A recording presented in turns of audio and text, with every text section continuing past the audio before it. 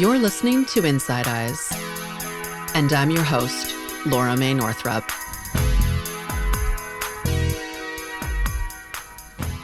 Welcome back, everyone. I'm your host, Laura Mae Northrup. We are on episode 5 of season 2. And if you are starting this series for the first time, please note that this series is roughly designed to be listened to as a sequential series, as well as individual episodes. There might be important topics covered in one episode and then expanded on in another. Essentially, a lot can be gathered by listening to the entire series in order. I encourage you to start with the first episode in this season entitled Welcome Magic. Thank you for joining me yet again. And please note, although at the time of this recording, I am a licensed psychotherapist in the state of California in the United States, this podcast is not therapy and it is not a substitute for therapy. It is not advice attuned to your specific needs. So please seek advice from a trained, competent practitioner about your specific situation to keep you as safe as possible before embarking on any healing with psychedelics or entheogens. I offer these insights in the spirit of harm reduction and education. And remember that there is sensitive content in these episodes that is not suitable for children. And before I get into today's topic, I want to share that in the time I was not releasing episodes, I wrote and published a book. My book is called Radical Healership: How to Build a Values-Driven Healing Practice in a Profit-Driven World. Part memoir and part politicized self-help. In a nutshell, it's kind of like a self-help book for the helpers. It is for healing practitioners of all kinds, and it tackles spiritual, psychological, and political issues around what it means for us to survive in capitalism and offer healing work with integrity. I'm so delighted to be able to offer this piece of writing to you all. Seriously, I poured my heart, soul, tears, and years of my life into this book. I am proud to say it is already sold out of its first printing, and people seem to find it super helpful. So, if you like what you hear on my show, trust me, the same level of heart and intention is waiting for you in that book.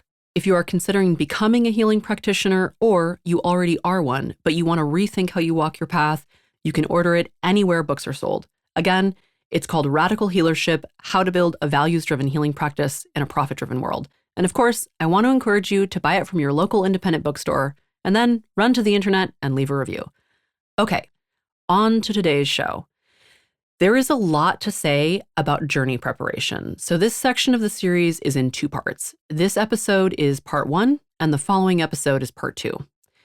To start us off, I'm going to use a little metaphor to walk you through how I think about preparation for healing via an expanded state. So for a moment, imagine that you are hungry.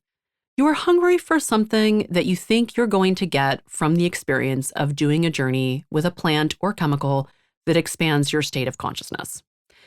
Or perhaps you're doing breath work or a form of meditation that doesn't involve a substance, which is a great option for people who are unable to use psychedelics or entheogens due to sobriety, pre-existing medical conditions, or other circumstances. Either way, your goal is to heal using the tool of entering an expanded state.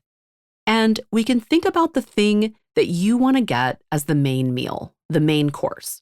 Maybe that main course is healing the most painful trauma you've endured. And if you get it, it is hopefully going to give you sustenance, just like the main course in a meal is what fills you up with nourishing food. When you do prep for a medicine journey, it is the same as you might do prep for something like a main meal. In contemporary times, you've got going to the grocery store, cutting the foods, cooking the foods, eating the meal, and maybe you even have to grow the food first. So there are a lot of steps before you're going to eat the main meal. And just like peeling back the layers of an onion, we can only be where we are at. So if you haven't gone to the grocery store yet, and you go into a journey space, your journey is likely going to be you going to the grocery store. It's not actually going to be you eating that main meal that you may have hoped for. There are always exceptions to this, but generally speaking, this is how it goes. So if the main meal is healing the worst trauma you have experienced, and you haven't gone to the grocery store yet, rather than confronting the big trauma, your journey might be something like, for example, working on just allowing the experience of being in an expanded state and letting go of control, which is its own very important process that requires lots of skills. Okay, so you know how when you finish a meal, you are then digesting the meal and integrating it into your system. Your body is breaking it down into nutrients and usable parts, which eventually become a part of you. And that too needs to be done after a journey. That is what a lot of people call integration, all the stuff you do after an expanded state to make it a part of your general life. I will be talking about integration more extensively in a later episode. I will add that when it comes to working in this realm, you can aim the arrow, which is very important, but you are kind of shooting in the dark. So we sometimes think we went to the store, but we find out when we are in the journey that we bought the wrong ingredients, or perhaps don't have the right pan to make the recipe. That is not to say that what happens won't be meaningful. It just might not be how you imagined it. For example, one time I went into a journey thinking I would be working on this audio series, meaning working on my own material in relationship to creating the series that would help me to continue writing. I had my computer ready. I was so prepared. And I spent the entire retreat in a living hell facing my issues with overworking. I had just released my book, Radical Healership, and I was so tired. It was comical to think I would be writing, and the medicine corrected my delusion with the swiftness.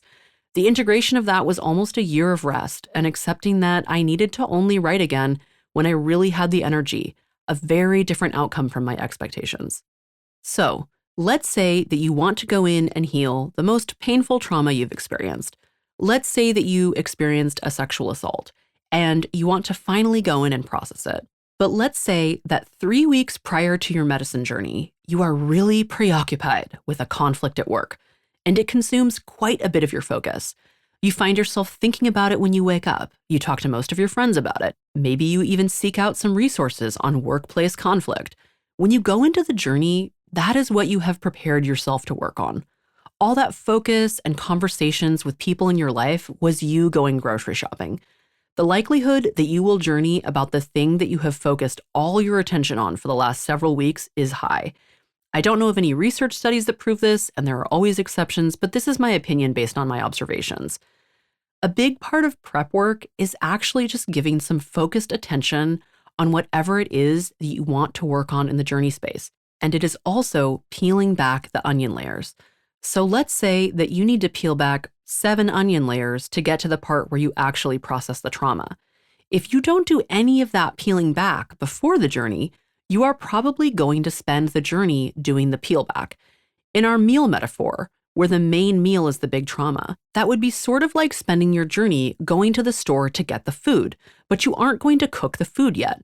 There is nothing wrong with doing that in a journey. In fact, most of us do that when we want to work on a big piece of trauma. Most people do many journeys and build to the point that they can work on more challenging experiences. I point all this out for 2 reasons. One being more apparent, that preparation is important in building the path toward addressing your intention. And the second reason is because one of the biggest issues that we face in doing medicine work is expectation management. People sometimes have the perception that they are going to go in and do all their healing work in one journey. And this misperception often happens because there is quite a bit of misleading media about healing in an expanded state.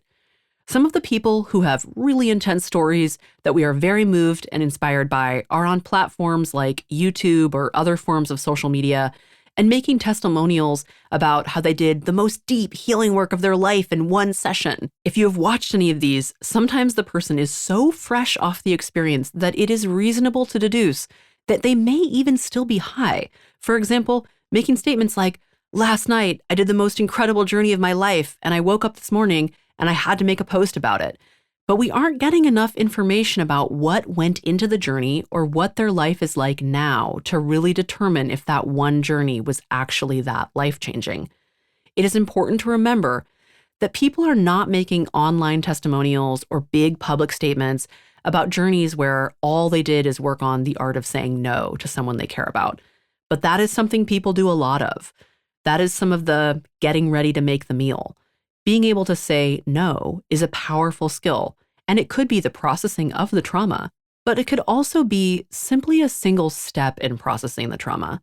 And most people are not making testimonials where they talk about being ill-prepared, being frightened, or coming out of an experience more suicidal and depressed than when they went in. But that truly does happen. I have seen individuals be quite wounded by overwhelming themselves and being unprepared. I have seen some individuals become suicidal. I have seen people question in an ongoing manner if taking a psychedelic was one of the worst choices they have made. I have seen people experience very difficult things. If you haven't listened to Lena's episode in season 1 of Inside Eyes, I highly recommend it. She shares a very moving and vulnerable story of going into what biomedical models of medicine would call soft psychosis after a number of MDMA journeys. It is really of critical importance that we tell the truth about how complex these substances are and don't get into a diluted idealization. That will only lead to people not having enough information to make informed choices about their own safety and healing trajectory. In addition to testimonials, the mainstream media loves to flatten information into a bite-sized, unnuanced, thrilling headline. For example, "Could magic mushrooms cure depression?" is more catchy than "Could years of deep, ongoing personal work combined with mushrooms support people to build a new relationship with painful emotions?" But the latter is a more accurate picture. So, in a nutshell, expectation management is of key importance. If you are working to heal sexual trauma, you will likely do multiple journeys or medicine sessions, and you will likely do a lot of work outside of those medicine sessions if you want to experience lasting, significant change while protecting against potential harm to yourself. I really cannot emphasize that enough. The healing people receive from expanded states is highly dictated by their actions outside of those expanded states, ongoing in their life. Psychedelics and entheogens are extremely powerful, but they are not a shortcut. What I'm going to focus on for the rest of this episode and the next is how to prepare for entering an expanded state with the expressed intent of healing sexual trauma.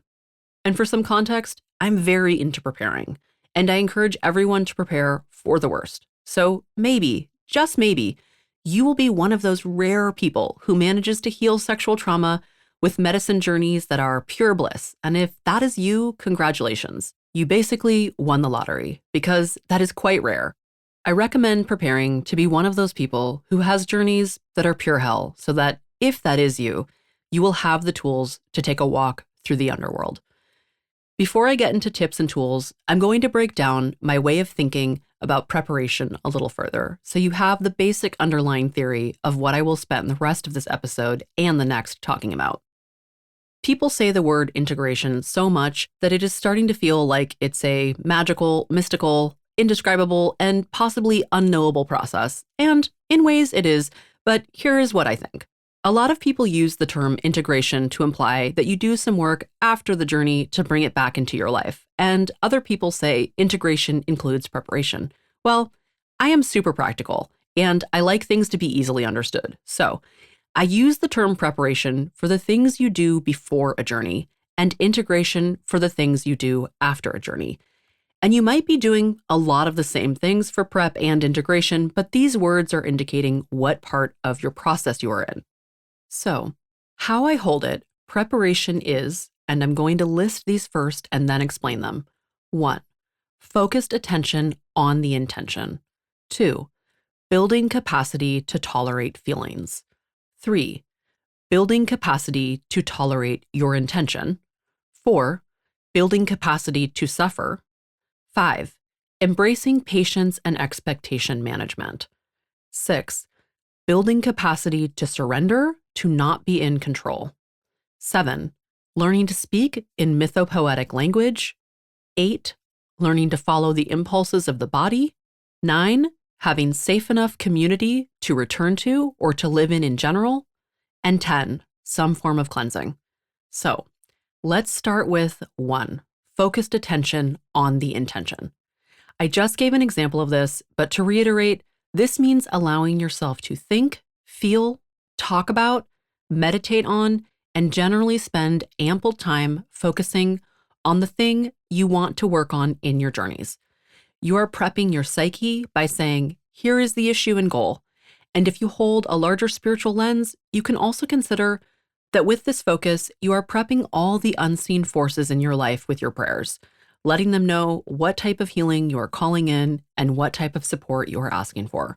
Focusing on an intention does not mean that you will work on that in your journey. It's only an intention, and your ego cannot control what happens in the journey. 2, building capacity to tolerate feelings. I talked about this in the feelings episode. If you are struggling to tolerate your feelings, you will only be helped to work on that before the journey. That could also be an intention for the journey. For example, help me have my feelings safely or help me access my feelings. But yeah, doing that before the journey is also extremely helpful to navigate difficult moments during the journey. 3, building capacity to tolerate your intention. What I mean by this is if you cannot talk about your intention in therapy or journal about it, basically, if you cannot fathom facing it at all before you journey, you are possibly setting yourself up to be very overwhelmed. My one rule of thumb is that you should be able to talk to yourself about it. This also ties in with the first point I made about focused intention. If you are scared of your intention or it feels too painful, it will be hard to give it focused attention. And you may have an awesome journey without all that, but you may also end up facing your intention with no eject button. This is super important and ties into some of the not so great mainstream cultural thinking at the moment that psychedelics are a magic pill. They are truly not. A pill is something you can swallow and not even understand what it is doing to you. This is work you have to live through every step of the way. If you are too afraid to think about sexual abuse you have experienced, this might be a first step in considering this work. This is essentially the same as building capacity to tolerate feelings, but I like to highlight tolerating your intention because it is a very clear area to be working on prior to a journey, essentially tolerating your feelings about your intention. 4, building capacity to suffer. Again, I talked about this last episode. When we build the capacity to suffer, we can then start healing, because healing can be uncomfortable. And in an expanded state, the healing often comes through embracing what is happening, even if it is painful, instead of pushing it away to avoid pain. This is also very similar to building the capacity to tolerate feelings, but there can be a particular set of defenses that come up around the concept of suffering. It is not simply, I don't want to feel sad. It is, I don't want to be in prolonged states of relating to pain. This is tolerating your feelings in a marathon, not just a sprint. 5, embracing patience and expectation management. I have basically covered this, but in essence, it's important to remember that no matter what anyone says, healing from sexual trauma takes time. I want to emphasize that it really doesn't matter what other people say. I have seen many ads for classes and workshops and et cetera, where a clinician promises you will be free and liberated with just their course. Sexual violence is very serious trauma, and it impacts every level of your existence. You will be well served to have a clear goal, but also be open to what is actually possible and be patient with yourself. In your first journey with a new medicine, you will be getting to know it.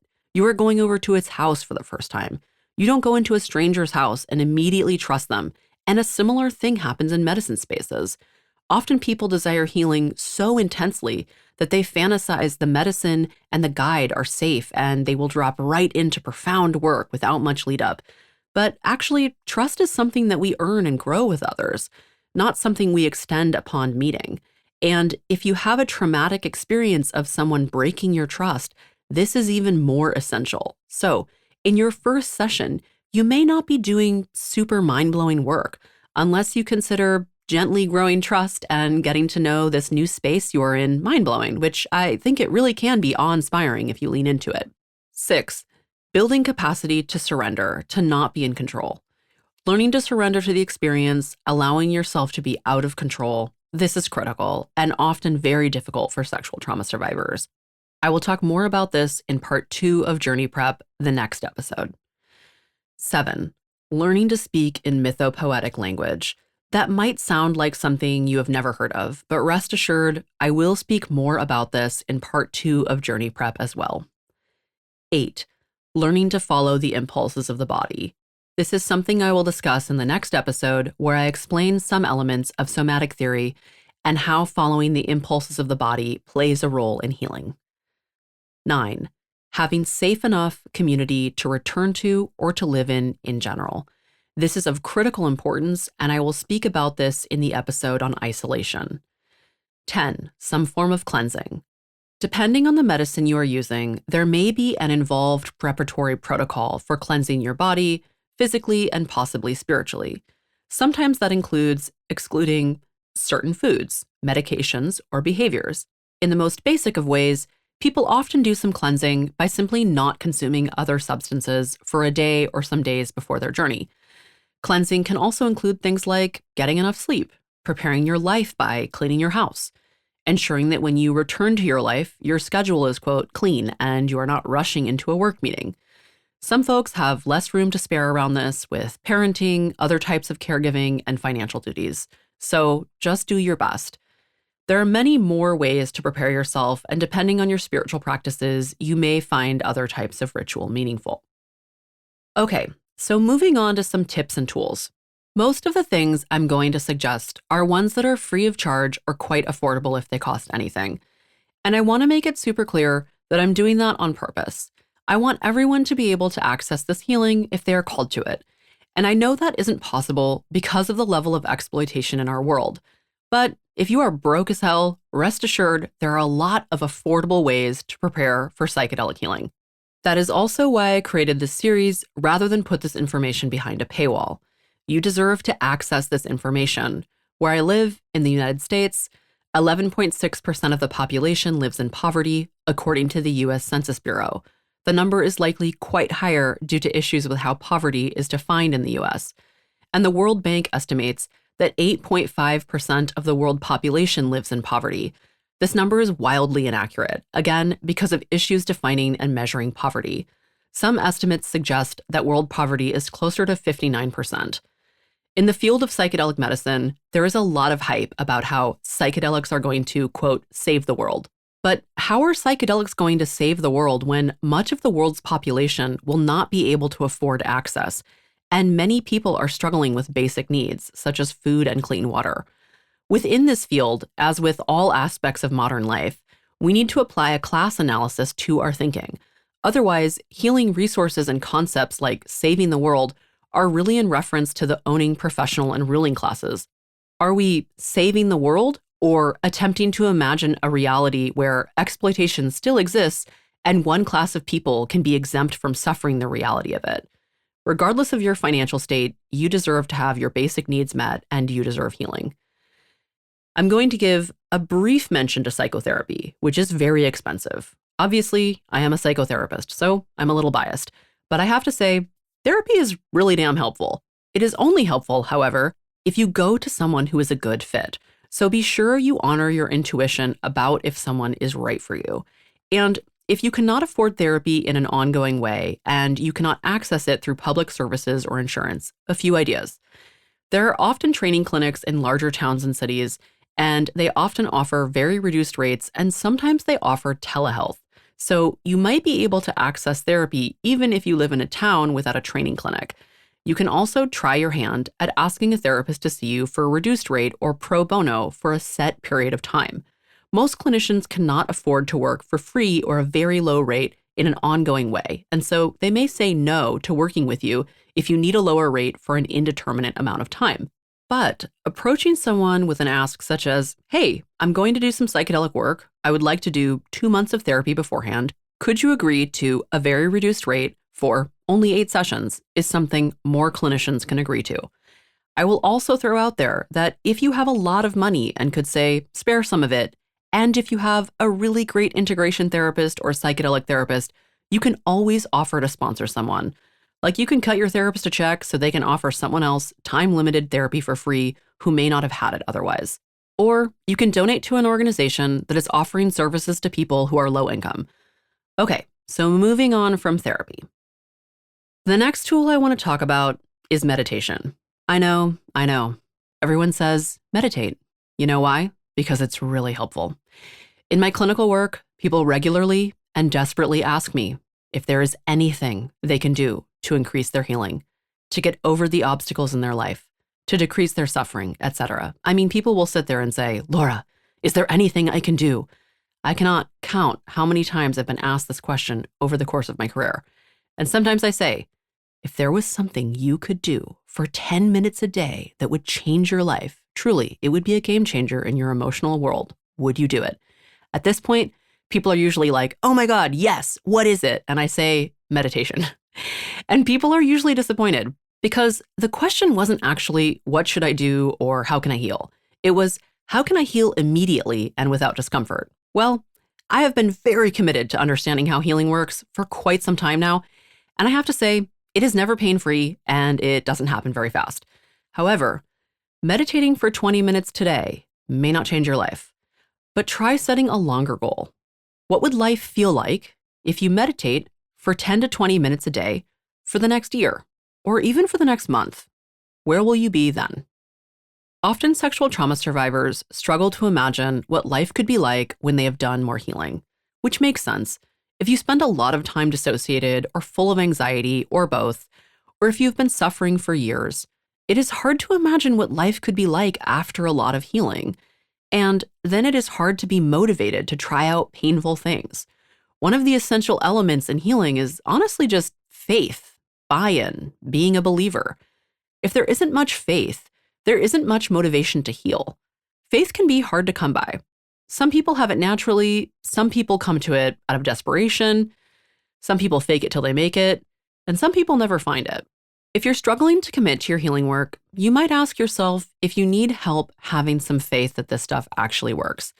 I have a joke with friends that I made up a new diagnosis called FDD.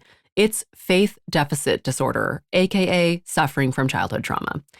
If you suffer from FDD, it could help you to let yourself wonder about if there might be a way of life that is more liberated and pleasant than you can currently imagine. I'm not saying life can be perfect if you just heal. We still live in late-stage capitalism and a world full of suffering. And in fact, the Buddha didn't teach that meditation would make suffering go away. No. But mindfulness and meditation help you suffer with more meaning and ease.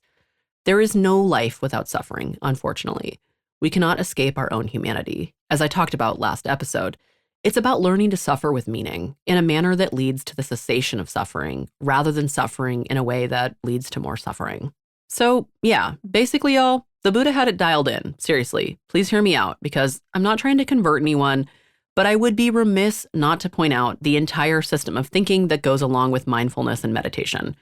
I was once at a Dharma talk, which is a talk that a Buddhist practitioner will give before or after a community meditation session focusing on the teachings of Buddhism. And the teacher told a story that I don't remember well enough to tell, but they basically said, meditating without learning about the teachings of Buddhism and living by them is kind of like deciding to build a chair and choosing an axe as your only tool. Yes, the axe will chop the tree down, and yes, it will break the tree into pieces. But in the end, this is going to be a fairly splintered, pokey chair that may not be comfortable to sit on. Meditation is one tool, and it does a lot, but it isn't going to make a refined chair. And what is meant by this is that all the teachings in Buddhism help you refine your life. They help you live in a way where you have less suffering to confront in your meditation practice. For example, right speech is a concept in Buddhism. It basically means not saying things that are harmful to or about other people. Buddhism has a strong theme about personal responsibility and attempting not to harm others. If you spend a lot of time saying mean things to and about others, it is going to be hard to meditate, because ultimately, we usually feel ashamed when we harm other people. So in a sense, we create more suffering for ourselves when we are mean to others. And then, when you sit down to meditate, you will be feeling that shame. Also, when we say and do harmful things to others, shocker, they usually say and do harmful things back to us, which creates more suffering, which you will then have to face when you meditate and in your general life. So the idea here is that meditating without practicing right speech in your daily life is like using an axe to build a chair out of a tree. And practicing right speech and meditating is like having additional tools to more carefully refine the wood and build the chair. So, the other teachings of Buddhism, beyond just the practice of mindfulness, are super helpful in healing and making your life and meditation easier. But again, I'm not trying to convert anyone to any particular spiritual lineage. This is simply a suggestion. If you want to learn more about the core teachings of Buddhism, I recommend checking out the book, The Heart of the Buddha's Teachings, Transforming Suffering into Peace, Joy, and Liberation by Thich Nhat Hanh, who is an excellent writer and skilled explainer of Buddhist principles. You may be wondering how this all relates to psychedelic work. When you meditate, you increase your capacity to tolerate your experience. Meditation is often about simply being present. So you sit there and think, I am angry right now. But instead of getting up and doing something to avoid the anger, or yelling at someone, or being in a messy text battle with whoever you are angry at, you are actually just sitting there, learning to tolerate how it is to feel angry. And anger is a big emotion for most sexual trauma survivors. One of the hardest parts of medicine work is tolerating the intensity of the experience. The focus on meditation is on being in the present moment, which is also essential in a psychedelic healing journey. If you try to resist the experience or escape it, not only will you not receive the healing, but you will suffer even more.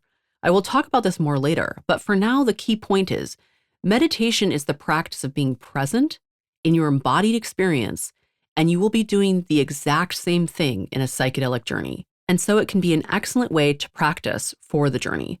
When you meditate, you can stop anytime. When you ingest an entheogen or psychedelic, there is no eject button. Additionally, deep states of meditation are quite psychedelic in themselves, which is another reason that meditation can be an excellent preparation experience because it also produces an expanded state of consciousness. I had this journey one time that I call the journey to end all journeys. Yes, it was that intense. I'm not going to bore you with a one time on acid type of story, but I will say it was brutal. And it taught me that you can lose control over many parts of your body and your identity can go away completely. And as long as you have your breath, you know that you are still alive. I thought I was dead. I thought I had lost my mind. And then I couldn't think of myself as an I anymore. It was both terrifying and wildly liberating. In the end, coming back to my breath was the single most helpful thing in that journey. If you still have your breath, you are okay. And while you are journeying, there are many things you can call on for support. You might think of a favorite pet through a hard moment, or remember that your best friend is just a phone call away, or ask your ancestors to carry you through the pain. But that all assumes that you still have an ego and the ability to think. And sometimes those things go away. If you haven't ever experienced an ego death, then what I am saying might not make sense. But basically, it is possible to lose the capacity to think and understand yourself as a self. And plenty of psychonauts view an ego death as a profound state that one should try and reach. But if you have ever experienced it or seen someone experience it, you know that it is no joke and it's pretty effing scary. But in the most raw moments, when everything is stripped away, as long as you are alive, you will have your breath. So, preparing for the possibility of an intense experience involves preparing to use resources like your breath. And meditation involves training yourself to focus on and be present with your breath. And when you practice that often, it becomes an automatic response. So meditation is an excellent tool for surrendering into and tolerating an expanded state. One of the primary focuses of this series is to support you to make choices that decrease the potential for you to be harmed in your healing process. If you find that you cannot tolerate meditation in a sober state, I urge you to consider spending more time working on your ability to be present before entering into an expanded state with no eject button. While you may do it and find that you are fine, you may also experience it as intolerable and possibly traumatic. The ability to meditate can be worked on slowly over time before scheduling your expanded state journey. The last thing I will say about meditation is that sexual trauma survivors often find themselves too triggered to focus on their bodies. So I recommend two things. Start small and try being present outside of the body. Mindfulness could be listening to all the sounds you hear. Mindfulness could be for a single minute. You can build up to being in the body and toward doing longer sessions. That may not be accessible right now, and that is okay. You can still benefit. Even something as simple as feeling just the tip of your nose, where you can sense the breath entering your body, and you can feel how cold it is as it hits the warmth of your nostrils. Just noticing that and being present with it is a great form of meditation. Some people with anxiety have too much activation in their bodies to sit still. You can try a walking meditation or a practice like Qigong. If you go to a community meditation and it triggers you to have your eyes closed or to sit still, open your eyes. Find a place in the room where you aren't distracting anyone if you need a fidget. Just work with your needs to make the practice accessible to you.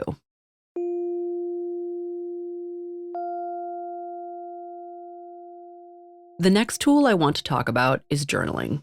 Much like meditation, journaling is free of charge and it's incredibly helpful. If you're not in regular therapy, I highly recommend journaling as a practice around medicine work. But even if you are in therapy, still highly recommended. Why? Because journaling is a process of self-witnessing and self-expression. And if you recall in the feelings episode, I went way into why self-expressing and witnessing are very important in healing trauma. Journaling is a place where you can explore your thoughts and start to build a container of your own around your process. It feels important to define the term I just used, container. Therapists and other healing practitioners often use this word container or sometimes containment. What is a container? It is your body, your psyche, your being. It can also be your community. It can be a relationship with another person. It is an energetic experience of having a place that something can reside in. For example, a friendship where you can be honest about struggles you are having might be a container for your personal truth. Or a community that comes together to grieve might be a container for collective mourning. And your journal can be a container for your thoughts and feelings. Containers have boundaries around them. Boundaries are important and tend to be difficult for survivors because sexual violence is a boundary violation. The difference between outside and inside, or what is off limits to others and what is within limits, has been violated and can thus be confusing. Boundaries have 4 functions. Boundaries are how we determine 1, what stays in a space and does not leave it. 2, what emerges from a space and does leave it. 3, what enters that space from an external source. And 4, what cannot enter that space from an external source. So in essence, what do I keep in? What do I let out? What do I let in? What do I keep out? And shout out to Elizabeth Bowles, my beloved therapist who passed away, who is the first person who taught me this. Bless her memory and gratitude for her teachings. So, as an example, if you have a psychedelic experience, there may be some elements you decide not to share with others and some you do decide to share with others. There may be parts of your experience in which you are open to hearing others' thoughts about it, and there may be elements in which you do not want to hear someone else's thoughts on it. Navigating boundaries and containment requires a lot of care, nuance, and skill. It requires being able to discern when a safe enough container presents itself, and then being able to regulate how your feelings and thoughts engage with or are held in the container. If you do not feel you can say no, or you do not fundamentally believe that someone will listen when you say no, or you worry that if you give an inch, someone will demand a mile, or you never learned about respecting other people's boundaries because yours have not been respected, you might have a hard time navigating boundaries and containment with other people. Additionally, if your feelings are very overwhelming to you, you may find yourself being overly contained or under-contained. Over-containment could look like not being open to other people or to yourself as a way of managing your feelings through complete control over them. And under-containment can look like oversharing or perhaps trusting people far too quickly, only to realize down the line that you don't trust them. Also, in most instances of sexual violence, survivors have had their privacy violated as part of their trauma. So again, having a private space where there is a clear containing boundary around who has access to it is healing. Your journal can be that space, a place that is only for you. I want to talk about another very important reason that survivors need containment. You know how some people will say things like, "You are too much," and then there is this counter statement popular in wellness memes that goes something like, "You are never too much." Well, you know what? You are not too much. However, your trauma can be too much. If it is too much for you, it can be too much for other people too. And that isn't your fault. It is simply reality. If it wasn't too much, you wouldn't be overwhelmed by it, and it wouldn't be trauma. So healing from sexual trauma is this tricky balance of really needing support to manage the overwhelm without overwhelming other people in the process. I am not saying you should not seek out containment from others. In fact, community and having a massive amount of support is a very important part of healing, and it is a normal aspect of being human. What I am saying is that problems form when you can only feel containment from others and cannot contain at all on your own. Again, I'm not encouraging you to be hyper-individualistic or not to depend on others. I'm simply saying you need to have some containment that occurs at the level of your own body and being. because it is essential for your own safety and it exhausts other people if you require a level of containment from them that is beyond their capacity. So, having your own container, your journal, that you can put your thoughts in no matter what they are or how many of them there are is very powerful. And it helps to deepen your relationship to yourself, which is the foundation of your relationships with other people. Sometimes you will encounter a person who wants to be your savior. They might offer to listen to all of your trauma in detail. They might encourage you to reach out to them without any limits. And they might feel super helpful. And you might momentarily feel rescued, like, wow, there really is someone who can love you like an eternally giving parent that always wants to be there for you. But I have to tell you, every time I see this type of dynamic happening, it ends with a crash. Because no one can actually save you from your own reality. No one single person is going to contain you and love you and be there for you unconditionally. A lot of survivors really struggle with accepting that and continue to pursue these rescuers. And the rescuers are usually trying to manage their own trauma through saving another person. The savior often becomes annoyed and resentful, usually acts out, pulls away, or becomes punishing. And then the survivor feels, once again, re-victimized. Even therapists have so many boundaries with the people we work with and with people in our lives because without them, we become burnt out. Sadly, I must also say that therapists can easily get into this savior role with survivors as well, and it is not therapeutic or healing at all. So, it is a green flag in your relationships when people have limits, but you still need a container for your experience, hence the journal. The only living human person who can possibly be there for you unconditionally is yourself. Having a relationship with yourself is so profoundly critical as a part of your healing, and journaling is a place where you can build that relationship. Sexual trauma survivors often hate themselves or feel afraid or ashamed of their inner worlds. Doing a daily journaling practice is like having a daily hangout with yourself. You know how it feels when someone wants to spend time with you?